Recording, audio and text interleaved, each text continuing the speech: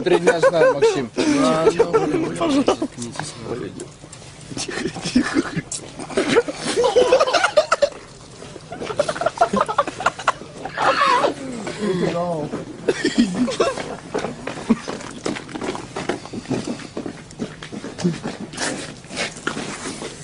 Че не поздоровался? Оля, на дискотеку я тебя ждал.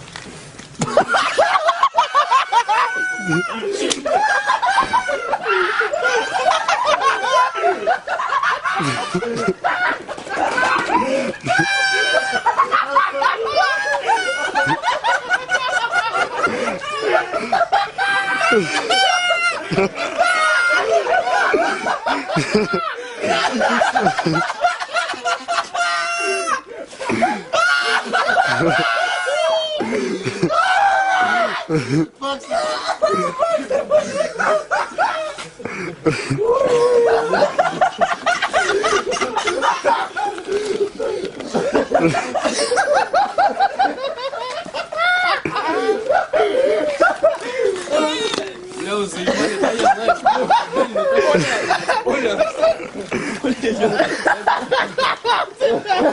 Дискотеки я тебя жду. Оля. Больше нечего сказать было, блядь. Самую удачную фразу выбрал, блядь. Сказал, как отрезал. Все, она теперь не обижена, у нее теперь все охуительно. Ты же ее на дискотеке ждешь, блядь. Повелительно. Оля. Я на дискотеке. Бля, парни, может, я открытку какую-нибудь нарисовать? Завтра раз с фразой на дискотеке увидимся. Можно я больше?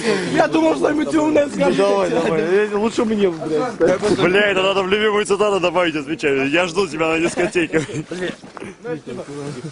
Ай, ну так серьезно. Где? Я на дискотеке жду. Оля, мне удай. Оля. На дискотеке я жду. Бля, ну просто все, в паузу, все.